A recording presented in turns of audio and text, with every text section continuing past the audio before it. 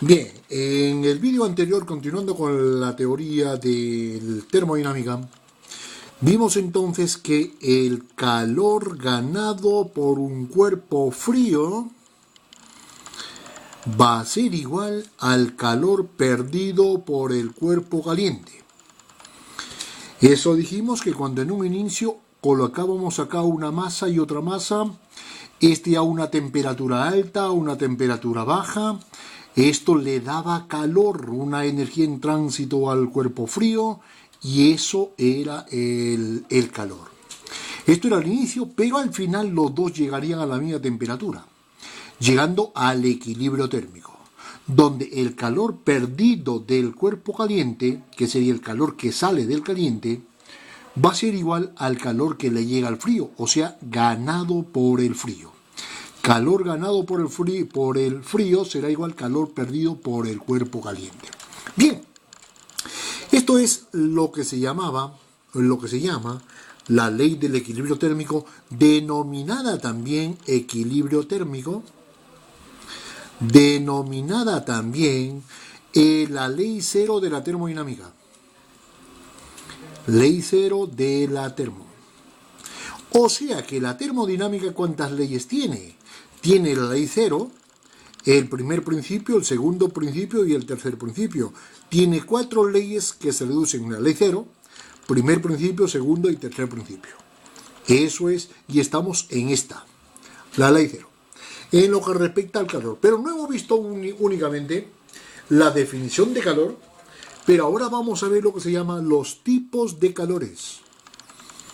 Tipos de calores. Y cuando hablamos de los tipos de calores tenemos que ver acá, en primer lugar, el calor sensible. Calor sensible. Calor sensible significa aquel calor que nos permite calentar o enfriar un cuerpo. Permite calentar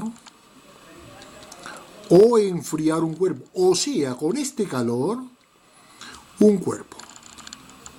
Con este calor no intentemos hacer un cambio de fase de los cuerpos, sino sirve únicamente un sólido calentarse o un sólido enfriarse, o un líquido calentarse o un líquido enfriarse, o a lo mismo para los gases, calentar o enfriar, pero no cambiar de fase. ¿Cómo se cuantifica este calor sensible? El calor sensible va a ser igual al Q, va a ser igual a la masa por el calor específico multiplicado por la variación de temperatura. Acordaros que la variación de temperatura, todo delta de una magnitud, siempre va a ser temperatura final menos temperatura inicial. O sea, temperatura 2 menos la temperatura 1, si es que hablamos de dos estados. O temperatura final menos temperatura inicial. Una cosita muy importante acerca de esta pequeña ecuación es que para colocar una masa acá, kilogramos o gramos o lo que sea, el calor específico tiene que estar en unidades de ¿cuánto? Caloría o joule para el calor, va a ser en el sistema internacional. La masa tiene que estar en kilogramos y delta de T o en grados centígrados o en grados Kelvin. Ya hemos dicho que 1 grado centígrado es lo mismo que 1 grado Kelvin en incrementos. Que puedo colocar grado centígrado por acá o grado Kelvin. Eso es indiferente. Esto va a ser por unidad de kilogramo cuando lo que esté multiplicando el calor específico sea la masa. Y así los kilogramos de esta masa sobre el kilogramo de acá se van a simplificar. Ahora, pero puede ser que me den el calor específico no por unidad de masa, sino por unidad de moles. Por lo tanto, este calor vendría a ser de esta manera: número de moles por el calor específico molar. Y eso molar muchas veces se la coloca con un M como subíndice, multiplicado por el delta de T. De esta manera. Entonces, ese calor específico estaría, en este caso, molar como joule, pero ya no por kilogramo, sino por mol de sustancia. Cuando yo hablo de mol, me estoy refiriendo también al mol gramo. Mol o mol gramo. Y aquí por el grado centígrado o grado Kelvin. Esto vendría a ser entonces las correspondientes unidades del calor específico según lo que nos dan como dato. ¿Está bien? Bien, pero este calor sensible que es para calentar o enfriar un cuerpo puede ser a volumen constante, o puede ser a presión constante.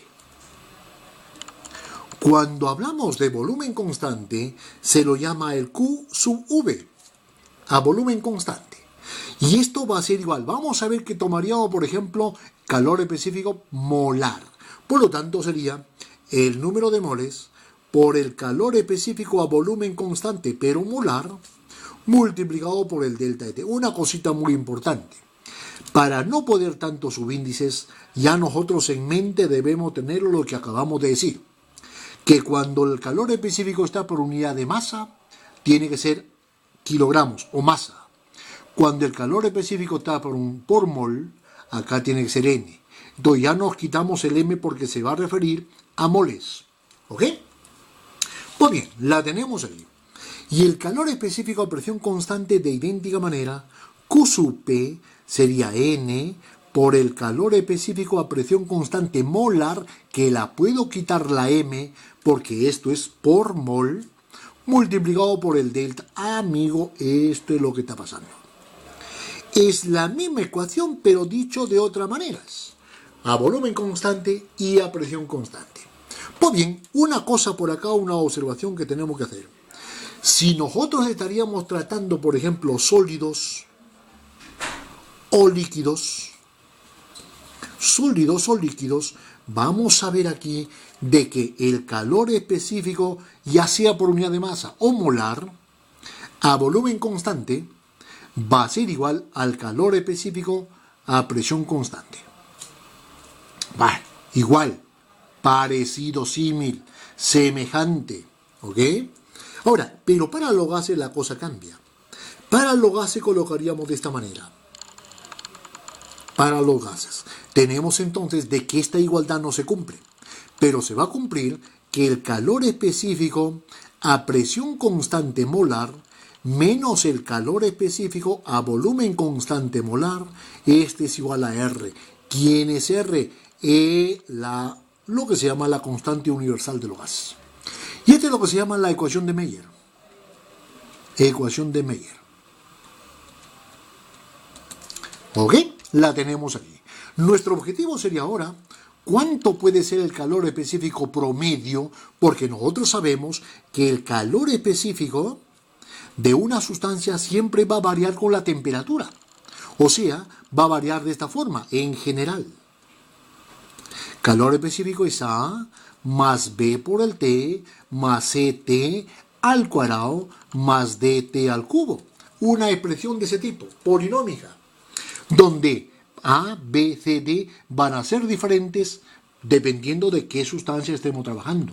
O sea, cada sustancia tendrá su valor de A, su valor de B, su valor de C, su valor de C. Y los valores de A, B, C, D la encontramos nosotros en tablas si es que no nos dan a nosotros los valores de esas constantes. ¿Ok? Esto va a ser en general. Por lo tanto, podemos hablar de un C, calor específico promedio. Entonces, así como una función matemática. Yo digo, por ejemplo, cuando yo tengo una expresión matemática, ¿qué es lo que tendría? Una Y es igual a una F en X. Yo quiero calcular el I promedio, cuando el X está variando entre un X1 y un X2. ¿Cómo calculo esa promedio entre esos valores de X? Matemáticamente diríamos de que ese valor va a ser igual a ¿cuánto? A la integral de la función f en x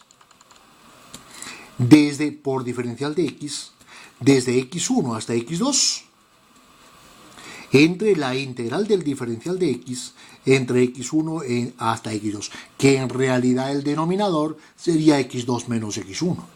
Esto es en términos globales de forma matemática para una función que dependa de x. Vamos a hacerlo a expandir esta expresión a esta función del calor específico que varíe con la temperatura. Por lo tanto diría, el calor específico que promedio, colocaríamos promedio, va a ser igual en el numerador una integral. Voy a ver, por ejemplo, calor específico entre una temperatura T1 y una temperatura T2. Entonces yo, entre T1 y T2, de la función que tengo aquí, de la A más el BT más el CT al cuadrado más el DT cubo, todo eso por diferencial de T, dividido entre, lógicamente, T2 menos T1. Este es el valor de calor específico promedio para una sustancia determinada en ese intervalo de temperaturas. Pues bien, ahora digo, si esto va por ahí, debemos saber integrar estos pequeños términos. La integral de una suma es la suma de integrales. Acá sería integrando A por T, AT al cuadrado sobre 2, AT al cubo, o digo CT al cubo sobre 3, DT a la cuarta sobre 4, y aplicar Barrow para hacer la integral definida.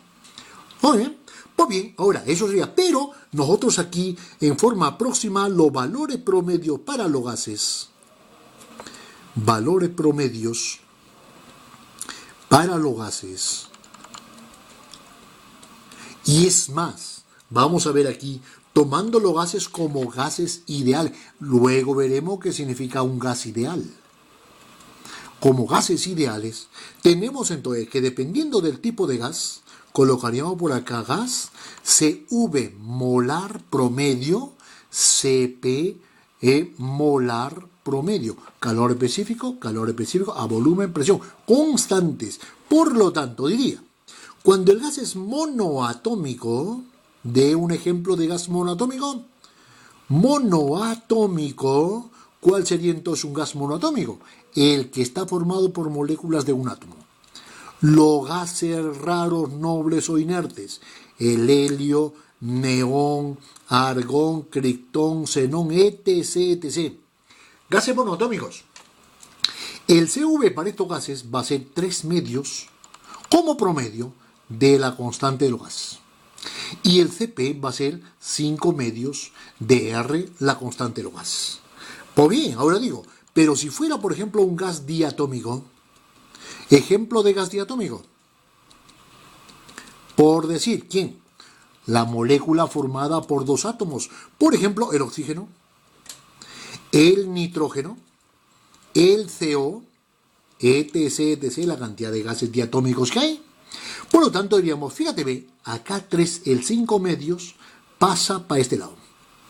5 medios de R y aquí son 7. ¿Y por qué lo sé que son 7 medios de R? Por la ecuación de Meyer. Por la ecuación de Meyer, que la diferencia entre ellos tiene que ser R. O sea que si yo hago la diferencia acá, la diferencia de esto menos esto, me quedaría 2 medios de R, que es R. Esto menos esto, CP menos CV, de nuevo es R. Y hago lo mismo para el gas triatómico. Claro, para el gas triatómico ya no hay, digamos, tanta regularidad como para estos, pero se puede tomar como valores aproximados. Triatómico. Esto significaría que estamos hablando, por ejemplo, del ozono, del CO2, etc. Por lo tanto, diríamos, esto baja para acá. 7 medios de R, para que la diferencia entre este y este sea de nuevo R, pues entonces serían 9 medios de R.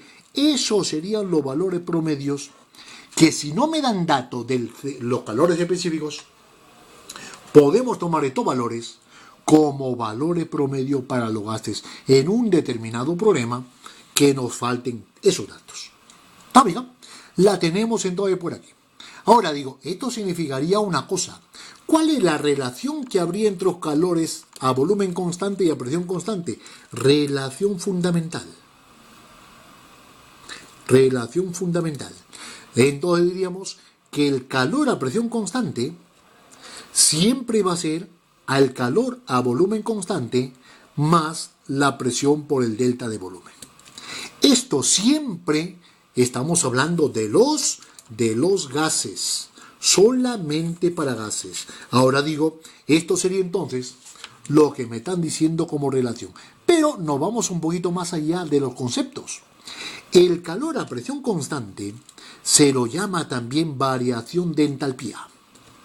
Calor a volumen constante se lo llama variación de energía interna, más el P por el diferencial de V. Pero yo digo, la tenemos aquí, nuestra relación fundamental que nos da calor a presión constante con el calor a volumen constante.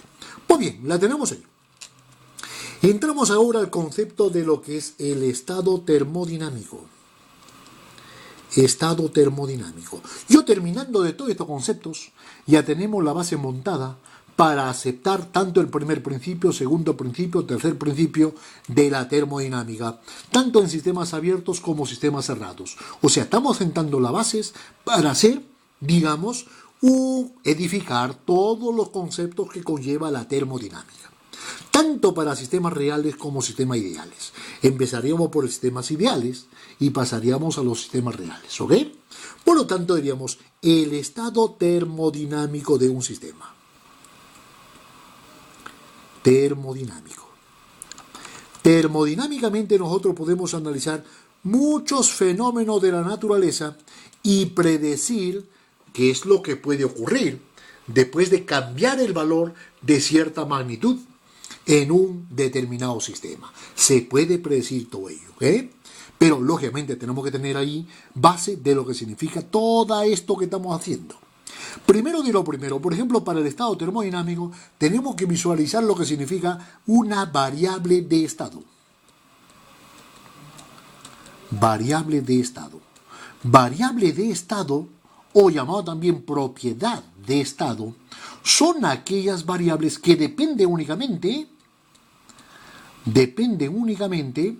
del estado termodinámico. Del estado termodinámico.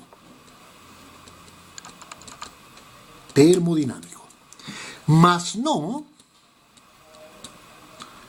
cómo llegó esas variables a ese estado. Mas no cómo llegan las variables al estado. Bien, vamos hablando aquí de estado y de estado. Pero no hemos hablado todavía, esto es lo que es el concepto de variable de estado. Pero ¿qué es el estado termodinámico? Diríamos entonces que el estado termodinámico va a ser entonces lo que nosotros llamamos, vamos a cambiar de página, y diríamos, el estado termodinámico va a ser entonces, estado termodinámico, sería entonces un conjunto de valores que toman las propiedades,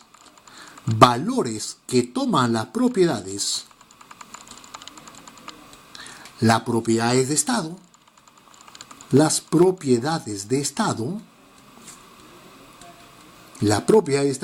en un determinado instante. O sea que varíen con el tiempo. Determinado instante. Y la ecuación que me relaciona esas variables, tales variables, esas variables, ¿cómo se llamaría? Pues por deducción. Muchas veces también sale o se desarrolla deduciendo lo que me quieren decir. Y la ecuación que me relaciona a esas variables, pues se llamará la ecuación de estado. Ecuación de estado. Vamos a ver lo que significa entonces toda esa parte literal, esa parte romántica, y vamos a imaginarnos que tengamos aquí un cilindro pistón, que es nuestro material favorito para estudiar tanto sistemas gaseosos, líquidos o cualquier sistema. Este es mi sistema para acá. Lo que está dentro del cilindro pistón. Digo yo, este cilindro pistón, como tiene ahí el émbolo, esto estará soportando una presión P. Si yo le coloco por ahí un termómetro, ese termómetro me cuantificaría la temperatura. Como estoy hablando de un gas, ¿por qué gas y no líquido? Puedo analizar un líquido también. Pero como estamos recién definiendo lo que significa variable de estado, estado termodinámico y ecuación de estado, pues cada uno de la fase tendrá una ecuación de estado. Y nosotros la ecuación de estado que más se conoce, o dicho de otras maneras, la fase más estudiada por los físicos y químicos es la fase gas. Por eso es que tomamos eso como punto de partida para luego estudiar con esa teoría de los gases, llegar a los líquidos.